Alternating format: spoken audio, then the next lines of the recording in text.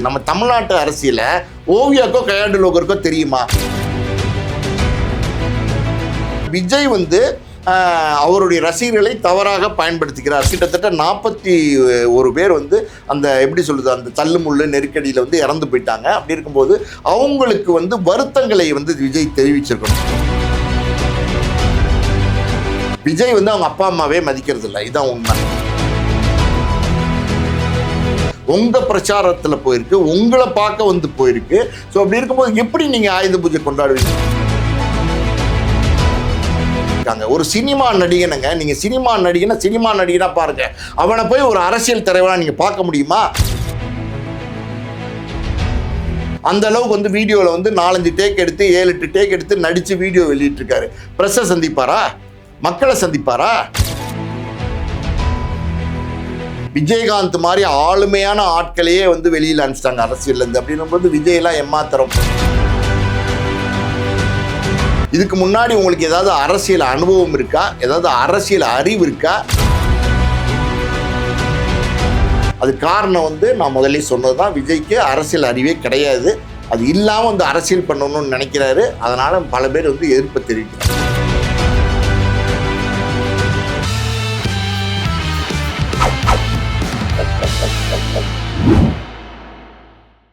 இன்னைக்கு பார்த்தீங்கன்னா சினிமா இதை தாண்டி அரசியல்லையும் விஜய் சார் அவரோட பயணம் இருக்குது. உங்கள் எல்லாருக்குமே தெரியும். ஆனால் சினிமா சார்ந்து சினிமா துறையில் இருக்கிறவங்களே நிறைய பேர் விஜய் அவர்களை எதிர்க்கிறதுக்கு என்ன காரணம்? இது ஆரம்ப காலகட்டத்திலேருந்து இருந்துச்சா, இல்லை இப்போ அதோட தொடர்ச்சியாக இது தொடருதா அப்படின்றதெல்லாம் நம்மள்ட்ட விரிவாக பேசுறதுக்காக வந்திருக்காங்க சினிமா விமர்சகர், ஆஸ்கர் மூவிஸ் தயாரிப்பாளர் திரு பாலாஜி பிரபு சார் அவர்கள். சார் வணக்கம்.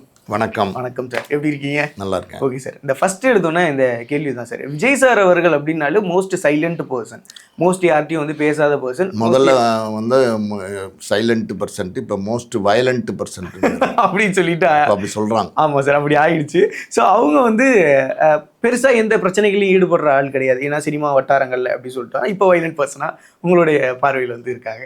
அண்ட் ஸோ அப்படி இருக்கிற ஒருத்தருக்கு ஏன் இவ்வளோ எதிர்ப்பு சினிமா துறையில் வருது? எதுக்காக இந்த பர்டிகுலர் கேள்வி கேட்குறேன்னா, இப்போ ஒரு லேட்டஸ்ட்டாக ஒரு இஷ்யூ போடுச்சு 27ஆம் தேதி. உங்களுக்கே அந்த பிரச்சனை தெரியும். ஸோ அப்போ ஒருத்தவங்களோட இன்ஸ்டா ஸ்டோரியில் போய் பார்க்குறேன், ஆக்ட்ரஸ் ஓவியா அவங்க அரஸ்ட் விஜய் அப்படின்னு சொல்லிட்டு வருது. இந்த சைடில் கையடு லோகர் அவங்க ஒரு பக்கம் போட்டாங்க. ஆனால் நான் ட்விட்டரில் இது எனக்கு ஹேக் பண்ணிட்டாங்க அப்படின்றது சொல்கிறாங்க. ஸோ ஏன் சார் இவ்வளோ எதிரிகள் அப்படின்றத நான் முதல் கேள்வியாக கேட்குறேன். இல்லை, சினிமா நடிகராக மட்டும் இருந்தீங்கன்னா உங்களுக்கு யாருமே எதிரிகள் வரப்போகிறதில்ல. நீங்கள் எதுவுமே தெரியாமல் 0 லெவலில் அரசியல் அறிவு வச்சுக்கிட்டு நீங்கள் அரசியல் பண்ண போகிறேன் அப்படின்னு சொல்லிட்டு ஒரு கட்சியை ஆரம்பிச்சுட்டு குறுகிய காலத்தில் நீங்கள் எலெக்ஷன் நிற்கணும்னு ஆசைப்பட்றீங்க, சீஃப் மினிஸ்டர் ஆகணும்னு ஆசைப்பட்றீங்க. இது எப்படி? அதாவது நீங்கள் கட்சி ஆரம்பித்து 1.5 வருஷத்தில் நீங்கள் தமிழ்நாட்டினுடைய சீஃப் மினிஸ்டர் ஆகணும்னு ஆசைப்பட்றீங்க.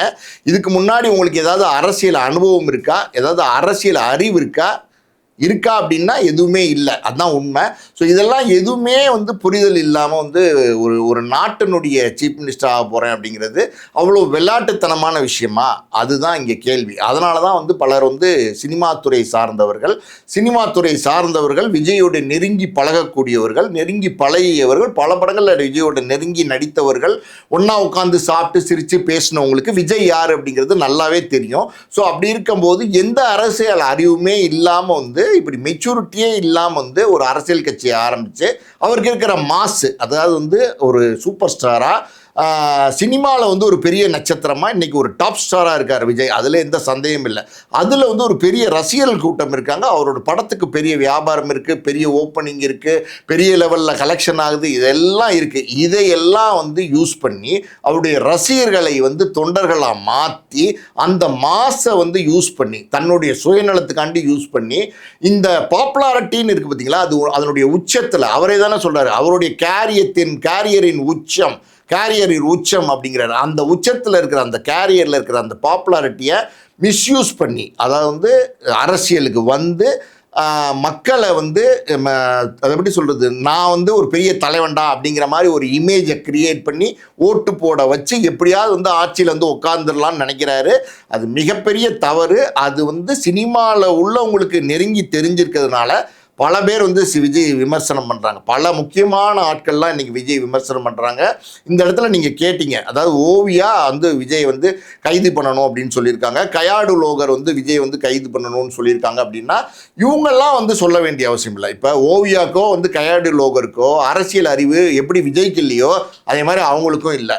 அரசியல்னா என்னன்னு ஓவியாக்கு தெரியுமா? அதாவது வந்து 1967 அரசியல் தெரியுமா, இல்லை 77 அரசியல் தெரியுமா, வேற ஏதாவது ஓவியாக்கு தெரியுமா? இல்லை இந்த கயாடு லோகருங்கிறவங்க யாரு, அவங்க எங்கேருந்து வந்தாங்க, அவங்க வந்து தமிழ்நாட்டை சேர்ந்தவங்களா, அவங்க வந்து இங்கே நடிக்க வந்த ஒரு நடிகை, அவங்க இப்போதான் வந்து 1-2 படங்கள்ல தான் தமிழ் படங்கள் நடிச்சுட்டு இருக்காங்க. ஸோ அவங்களுக்கு எதுவுமே அரசியலே தெரியாது, அரசியல் புரிதலே கிடையாது. நம்ம தமிழ்நாட்டு அரசியலை ஓவியாக்கோ கயாடு லோகருக்கோ தெரியுமா? ஸோ அப்படி இருக்கும்போது அவங்க 2 பேர் வந்து ஒரு கருத்து சொல்கிறாங்க, அதாவது வந்து விஜயை அரெஸ்ட் பண்ணணும் அப்படின்னு ஒரு கருத்து சொல்கிறாங்க.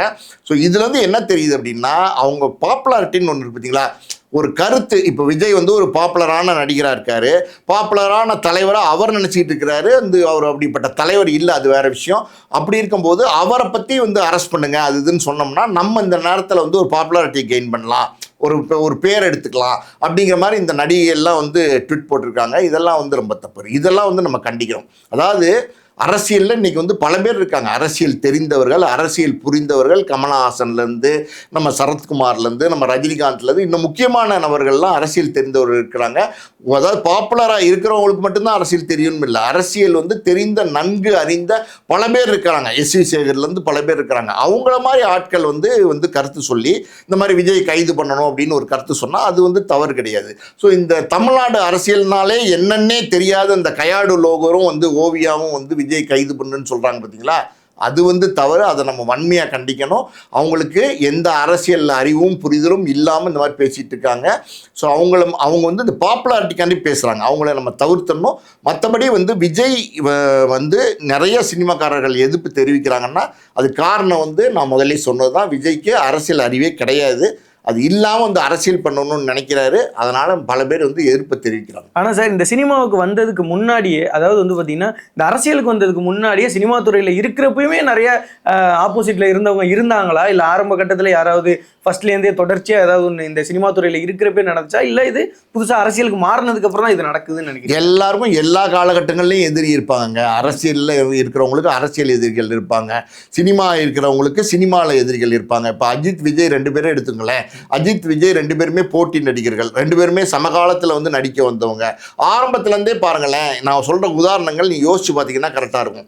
அஜித் ஒரு படத்தில் வந்து ஒரு டயலாக் வைப்பார், விஜய் அட்டாக் பண்ண மாதிரி டயலாக் வைப்பார். விஜய் வந்து அஜித்தை பதிலுக்கு அட்டாக் பண்ண மாதிரி ஒரு டயலாக் வைப்பார். ஒரு பாட்டில் அஜித் வந்து விஜய் அட்டாக் பண்ணி பாடுவார், அடுத்த பாட்டில் வந்து விஜய் வந்து அஜித் அட்டாக் பண்ணி பாடுவார். ஒரு டான்ஸ் மூமெண்ட் வந்து விஜய் மாசா பண்ணுவார், அஜித் வந்து அது பண்ண ட்ரை பண்ணி அவர் ஃபெயிலியர் ஆவார். இதெல்லாம் தொடர்ந்து நடந்துகிட்டே தானே இருந்துச்சு.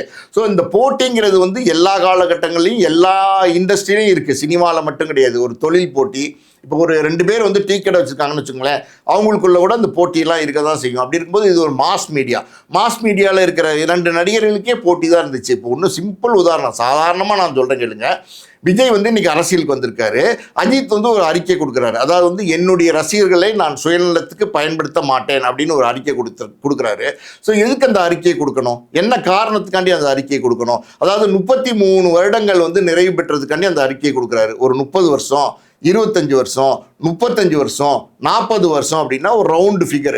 33 என்னங்கிறது எனக்கு தெரில. அப்படி ஒவ்வொரு வருஷம் அறிக்கை கொடுக்குறாரு அப்படின்னா ஒவ்வொரு வருஷம் இது வரைக்கும் கொடுத்துருக்கணும். ஆரம்பத்தில் 17, 18, 20, 21 கொடுத்துருக்கணும். ஸோ 33வது வருஷத்துக்கு மட்டும் திடீர்னு ஒரு அறிக்கை இப்படி கொடுக்குறாரு அப்படின்னா அது வந்து ஒரு வெளிப்படையாக அவருடைய எதிர்ப்பை வந்து விஜய்க்கு தெரிவிக்கிறார். இதுதான் உண்மை.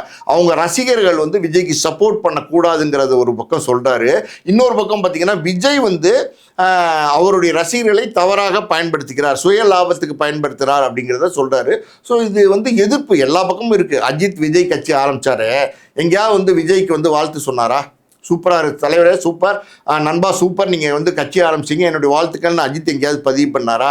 பத்மபூஷன் விருது வந்து அஜித் வாங்குறாரு, அஜித் வாங்கும்போது விஜய் வந்து எங்கேயாவது வெளிப்படையாக வந்து ஒரு ஸ்டேட்மெண்ட் கொடுத்து நண்பா உங்களுக்கு பத்மபூஷன் விருது கொடுத்துருக்கு வாழ்த்துக்கள்னு விஜய் சொல்லியிருக்காரா? கிடையாது. ஸோ இதெல்லாம் வந்து அரசியலில் மட்டும் இல்லை, சினிமாவில் எல்லா இதுலேயுமே இந்த எதிர்ப்பெல்லாம் இருக்க தான் செய்யும். ஸோ விஜய்க்கும் இந்த எதிர்ப்புகள்லாம் இருக்குது. கண்டிப்பாக சார். அண்ட் வந்து நான் ஒரு சில டேரக்டர்ஸ் வந்து இன்டர்வியூ பண்ணுறப்போ ஒரு சிலரும் சொல்லக்கூடாது, டேரெக்டாக வந்து சொன்னால் ஃபஸ்ட்டு ஆரம்ப காலகட்டத்தில் இருந்த டேரக்டர்ஸ் ஆகட்டும், ப்ரொடியூசர் ஆகட்டும், நீங்களே அவரை வச்சு ஒரு படம் வந்து ப்ரொடியூஸும் வந்து பண்ணியிருக்கீங்க.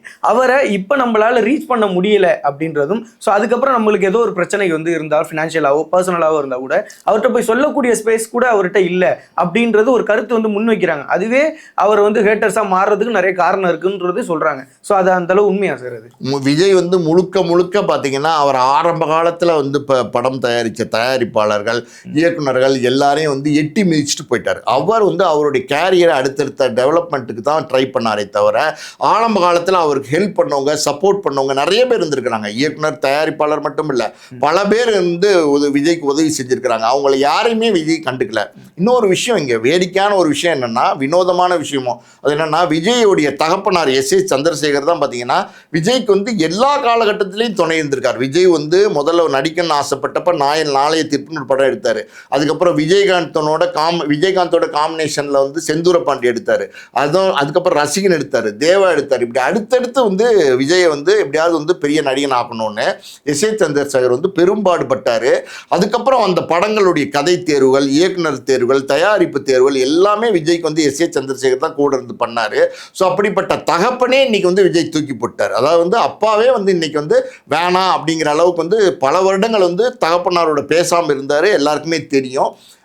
ஷோபாவையுமே பார்த்தீங்கன்னா இன்றைக்கி தள்ளி வச்சிட்டாரு.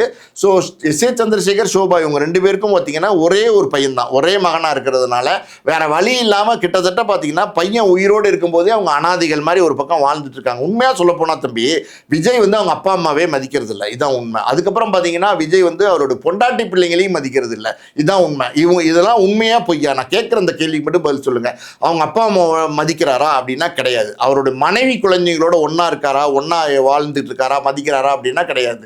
ஸோ ஒரு குடும்ப உறவுகள் இருக்கு பார்த்தீங்களா, நெருங்கிய குடும்ப உறவுகள், அந்த குடும்ப உறவுகளே விஜய் வந்து தூக்கி எறிகிறார். ஸோ இப்போ விஜயனுடைய மனநிலை மாறி போச்சு. விஜய் வந்து பணம், காசு, புகழ் எல்லாம் வந்ததுக்கப்புறம் பார்த்தீங்கன்னா போதை, அதாவது வந்து அவர் சொல்றாரு கேரியரின் உச்சம் அப்படிங்கிறார். நான் சொல்றேன் விஜய் போதையின் உச்சம். அந்த போதையின் உச்சத்தில் விஜய் என்ன செய்யறேன்னே தெரியாமல் அவர் செஞ்சுட்டு இருக்கார்.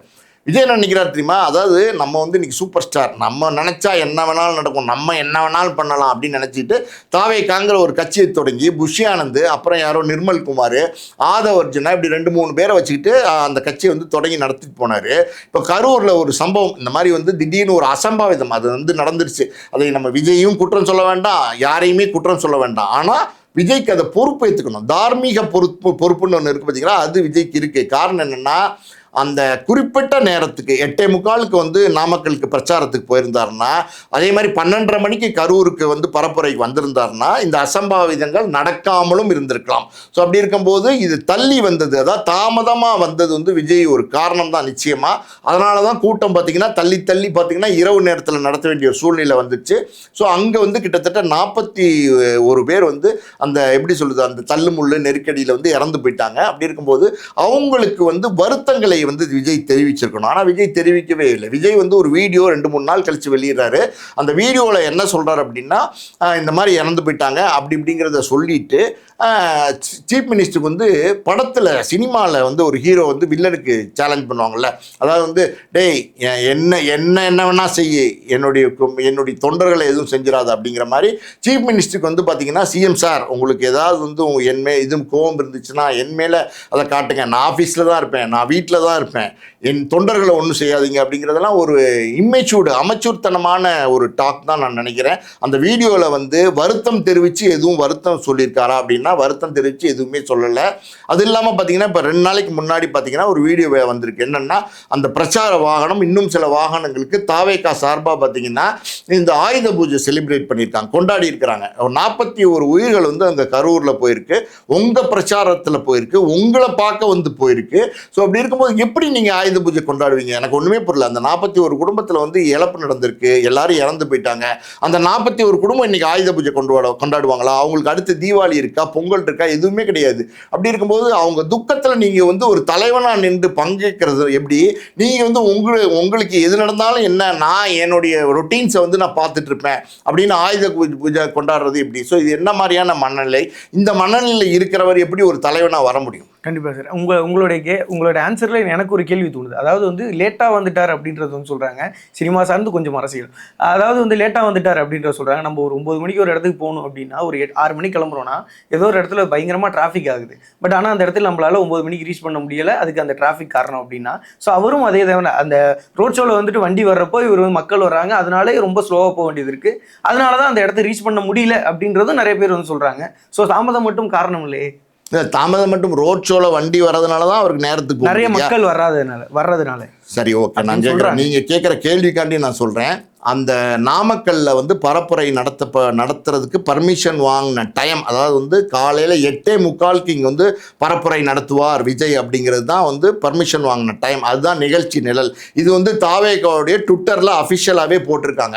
அப்படி இருக்கும்போது 8:45 வந்து சென்னை ஏர்போர்ட்டில் இருக்கார் விஜய்னா, அப்போ இது என்ன மாதிரியான மனநிலை? இந்த தாமதத்துக்கு வந்து இவர் லேட்டாக வந்தது காரணமா, இல்லை வந்து ரோட் ஷோவில் வந்து கூட்டம் வந்து கூட வந்தது காரணமா? என்ன காரணம் நீங்களே சொல்லுங்கள். அவர் 8:45 எங்க இருந்திருக்கணும்? அங்க நாமக்கல்ல இருந்து. அப்ப 8:45 எங்க இருந்தாரு? சென்னையில் ஏர்போர்ட்டில் இருந்தார். அப்போ இதுக்கு இது என்ன மாதிரியான மனப்போக்கு? அதாவது வந்து ஒரு ஒரு ஒரு ஒரு மாஸ் பீப்புள், அதாவது வந்து கிட்டத்தட்ட ஒரு 10,000-20,000 பேர் உங்களுக்காண்டி காத்திருப்பாங்க. அவங்க தண்ணி குடிச்சிருக்க மாட்டாங்க, அவங்க சாப்பிட்ருக்க மாட்டாங்க, அவங்க வந்து எப்படி சொல்லு கழிவறைக்கு எதுக்கும் போயிருக்க முடியாத ஒரு சூழ்நிலையெல்லாம் இருக்கும். இப்படி இருக்கும்போது மக்கள் வந்து உங்களை பார்க்கறதுக்காண்டி கூடி நிற்கிறாங்க, அவங்க வந்து தவிச்சிட்டு இருக்காங்க, வெயிலில் இருக்காங்க.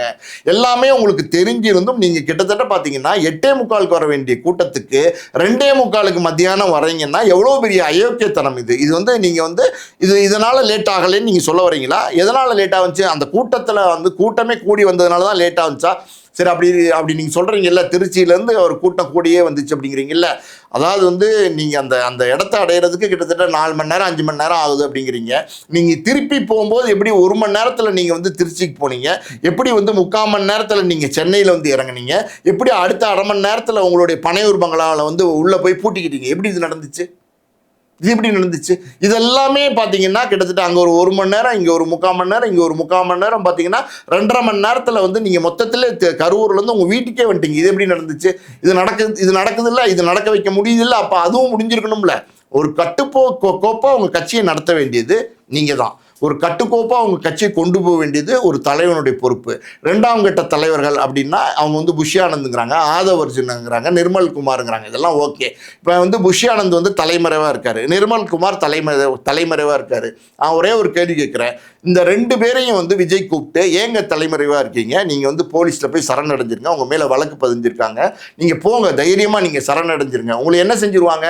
அதிகபட்சம் 15 நாள்லேருந்து 30 நாளைக்கு உங்களை ரிமாண்ட் பண்ணுவாங்க, ஜெயிலில் வைப்பாங்க. அதுக்கப்புறம் நீங்கள் வந்து எப்படி சொல்கிறது, பெயில் கேட்டு நீங்கள் வெளியில் வந்துடலாம். ஸோ இதுக்கான வாய்ப்புகள்லாம் இருக்க போகுது. தூக்கில் எப்பட போகிறாங்க, உங்களை என்ன செஞ்சிருவாங்க உங்களை? ஸோ நீங்கள் எதுக்கு போய் பதுங்கியிருக்கீங்க, எங்கே இருக்கீங்கன்னே தெரியலையே. அப்போ உங்களுடைய செல்ஃபோன் சுவிட்ச் ஆஃபில் இருக்குது. இதெல்லாம் என்ன காரணம்? இதெல்லாம் விஜய் கூப்பிட்டு கேட்க மாட்டாரா? இதெல்லாம் விஜய் கூப்பிட்டு தட்டி கேட்க மாட்டாரா? இதுக்கெல்லாம் பதில் சொல்ல மாட்டாரா? ஸோ இதுக்கெல்லாம் வந்து நிருபர்கள் கேள்வி இந்த மாதிரி கேட்பாங்க, எக்கச்சக்கமான கேள்விகள் கேட்பாங்கங்கிறதுனால நிருபர்களுக்கு முன்னாடியே வரமாட்டேங்கிறார். இப்போ நான் ஒன்று சேலஞ்ச் பண்ணி சொல்கிறேன் விஜயை. நீங்கள் ஒரு வீடியோ எடுத்து தனியாக உட்காந்து ஒரு தடவை 2 தடவை 2 தடவைக்கு 4 தடவை 4 தடவைக்கு 7 தடவை ரிகர்சல் எடுத்து அந்த வீடியோவை போடுறீங்க. அந்த வீடியோவை நீங்கள் பாருங்கள், உங்களுக்கு தெரியும். அதாவது சினிமாவில் வந்து விஜய்க்கு நடிக்க தெரியுமா அப்படின்னா நடிக்கவே தெரியாது, கச்சா முச்சான்னு நடிப்பார். ஆனால் பார்த்தீங்கன்னா அந்த வீடியோவில் ரொம்ப பிரமாதமாக நடிச்சிருக்காரு. அந்த வீடியோ மட்டும் நீங்கள் அனுப்பிச்சிங்கன்னா ஆஸ்கார் அவார்டு கூட கொடுப்பாங்க. அந்த அளவுக்கு வந்து வீடியோவில் வந்து 4-5 டேக் எடுத்து 7-8 டேக் எடுத்து நடித்து வீடியோ வெளியிட்டிருக்காரு. ப்ரெஸ்ஸை சந்திப்பாரா? மக்களை சந்திப்பாரா? இன்றைக்கி நான் கேட்குறேன், இந்த மாதிரியான சூழ்நிலையில் அவங்க தான் சூழ்ச்சி பண்ணிட்டாங்க, சதி பண்ணிட்டாங்க, அது பண்ணிட்டாங்க, இது பண்ணிட்டாங்க, என்னென்னமோ சொல்கிறீங்களே. நீங்கள் வந்து வெளிப்படையாக ப்ரெஸ்ஸை சந்திக்க தயாரா? விஜய்கிட்ட நான் ஓப்பனாக சேலஞ்ச் பண்ணுறேன். ப்ரெஸ்ஸுக்கு முன்னாடி நீங்கள் உட்காடுறீங்களா? மீடியா கேட்குற கேள்விக்கு நீங்கள் பதில் சொல்கிறீங்களா? ஏன் நீங்கள் யாருக்கு முன்னாடியும் வர மாட்டேங்கிறீங்க? ஏன் நீங்கள் மக்களை சந்திக்க மாட்டேங்கிறீங்க? மக்கள்கிட்ட பேசுங்க. மக்களை சந்திக்க மாட்டேங்கிறீங்கன்னா இந்த மாதிரி சூழ்நிலையில் மக்கள்கிட்ட பேசுங்க. ஏன் அந்த வாய்ப்புகள்லாம் இல்லாமல் நீங்கள் போய் பதுங்கி இருக்கீங்க? எதுக்கு நீங்கள் வீட்டுக்குள்ளே இருந்துக்கிட்டு என்னமோ பண்ணிட்டு இருக்கீங்க? நீங்கள் என்ன பண்ணுறீங்க, ரகசியமாக என்ன பண்ணுறீங்கிறது எல்லாருக்கும் தெரியும். கண்டிப்பாக சார். அண்ட் அதே நேரத்தில் வந்து இதுக்கு முன்னாடி இருந்தவங்க வந்து சினிமாவில் இருந்தவங்க ரசிகர்கள் வந்து தொண்டர்களாக வந்து மாறினாங்க அப்படின்றது தான். ஸோ இவர் எடுத்துக்காட்டாக வந்து எம்ஜிஆர் அவர்கள், விஜயகாந்த் அவர்கள் இவங்கெல்லாம் வந்திருக்காங்க. அவங்களுக்கும் விஜயகாந்த் சார் ஆரம்பத்தில் வந்தப்பையும் நிறைய எதிர்ப்புகள் வந்து உங்களுக்கு தெரியாதது ஒன்றும் இல்லை. கூட இருந்த நண்பர்களே நிறைய பேர் வந்து மாறினாங்க. இது எல்லாமே வந்து நடந்தது. அரசியல் மிகப்பெரிய ஒரு சூழ்ச்சி உங்களுக்குமே வந்து தெரியும். அதுவும் இந்த சினிமா டு அரசியல் அப்படின்றது மிகப்பெரிய ஒரு வலை. இதில் வந்து விஜய் அவர்கள் ஜெயிச்சிருவார்னு நினைக்கிறீங்களா, இல்லைன்னு நினைக்கிறீங்களா? விஜயகாந்தை நீங்கள் உதாரணமாக சொன்னீங்கல்ல, அந்த விஜயகாந்த் வந்து ஆளுமையான ஒரு மனிதர். விஜயகாந்த் ஒரு நல்ல நடிகராக மட்டும் இல்லை, நல்ல அரசியல் தலைவராக இருந்தார். அவரே பார்த்தீங்கன்னா ஒரு காலகட்டத்துக்கு அப்புறம் ட்ரால் மெட்டீரியலாக மாற்றி வீட்டுக்கு அனுப்பிச்சிட்டாங்க. இது நடந்ததா நடக்கலையா? விஜயகாந்த் மாதிரி ஆளுமையான ஆட்களையே வந்து வெளியில் அனுப்பிச்சிட்டாங்க அரசியல்லேருந்து. அப்படின்னும்போது விஜயெல்லாம் எம்மாத்திரம். எம்ஜிஆரும் விஜயும் கம்பேர் பண்ணலாமாங்க? எம்ஜிஆரை விஜய் எப்படி கம்பேர் பண்ண முடியும்? எம்ஜிஆர் வந்து இதுக்கு முன்னாடியே, அதாவது அரசியலுக்கு அவர் தனி கட்சி தொடங்கிறதுக்கு முன்னாடியே டிஎம்கேல இருந்தார், கலைஞரோட இருந்தார், அண்ணாவோட இருந்தார், பல மூத்த தலைவர்களோட நெருக்கமாக இருந்தார். அதுவும் இல்லாமல் அந்த கட்சியில் வந்து எம்எல்ஏவாக இருந்தார், எம்எல்சியாக இருந்தார், இன்னும் பல பொறுப்புகளில் வந்து எம்ஜிஆர் இருந்தார். ஒரு சூழ்நிலையில் கலைஞருக்கும் எம்ஜிஆருக்கும் கருத்து வேறுபாடு ஏற்பட்டு அந்த கட்சியிலேருந்து வந்து எம்ஜிஆர் வந்து வெளியில் வந்தார். வெளியில் வந்து ஏடிஎம்கே, அதாவது அண்ணா திராவிட முன்னேற்ற கழகம் கட்சியை ஆரம்பிக்கும் போதே பார்த்தீங்கன்னா எம்ஜிஆருக்கு அரசியல் அறிவு, அரசியல் புரிதல், மக்கள் செல்வாக்கு எல்லாமே இருந்துச்சு. ஸோ அதனால் வந்து அரசியல் கட்சி தொடங்கினார், ஆட்சியை பிடிச்சார். அவர் அதுக்கப்புறம் வந்து 10 வருஷம் அவர் ஆட்சியில் இருக்கும்போது யாருமே அவர் அசைக்க முடியாத ஒரு மாபெரும் சக்தியாக வந்து எம்ஜிஆர் இருந்தார். ஸோ விஜயை பொறுத்த வரைக்கும் நான் கேட்குறேன், இன்னைக்கு வந்து ஒரு சினிமாவில் வந்து ஒரு பிரபலமான நடிகர், அதில் மாற்றுக்கருத்து கிடையாது. ஆனால் அரசியல் அனுபவம்னு என்ன விஜய்க்கு இருக்குது? இதுக்கு முன்னாடி ஏதாவது ஒரு கட்சியில் வந்து சேர்ந்து வந்து பணியாற்றிருக்கிறாரா? ஏதோ ஒரு அரசியல் தலைவர்களோட வந்து பணியாற்றி இருக்கிறாரா? என்னதான் அனுபவம் வந்து விஜய்க்கு இருக்குது? அரசியல் அனுபவம் நான் கேட்குறது. ஸோ எதுவுமே இல்லாமல் திடீர்னு வந்து ஒரு சினிமா நடிகன் வந்து ஒரு அரசியலில் வந்து நம்ம ஜெயிக்கணும், நாட்டை பிடிக்கணும், நாட்டை ஆட்சி பண்ணணும் அப்படின்னா இது வந்து ஒரு தவறான மனப்போக்கு. அதாவது ஒரு சினிமா நடிகன் பின்னாடி இவ்வளோ கூட்டம் போனதுனால தான் இன்னைக்கு இப்படி 41 பேர் வந்து தள்ளுமுள்ள மாட்டி, சிக்கலில் மாட்டி, நெருக்கடியில் மாட்டி இறந்து போயிருக்காங்க. ஒரு சினிமா நடிகனுங்க, நீங்கள் சினிமா நடிகனாக பாருங்க, அவனை போய் ஒரு அரசியல் தலைவராக நீங்கள் பார்க்க முடியுமா? நீங்கள் பார்த்ததுனால வந்த விளைவு தான் இது. கண்டிப்பாக சார். அண்ட் வந்து இவ்வளோ விரிவான ஒரு நல்ல தகவல்களும், இவ்வளோ தெளிவான ஒரு தகவலையும், உண்மையான தகவலையும் எங்களுக்காக வந்து கொடுத்ததுக்கு, நேரத்துக்கு மிகப்பெரிய ஒரு நன்றி சார். நன்றி.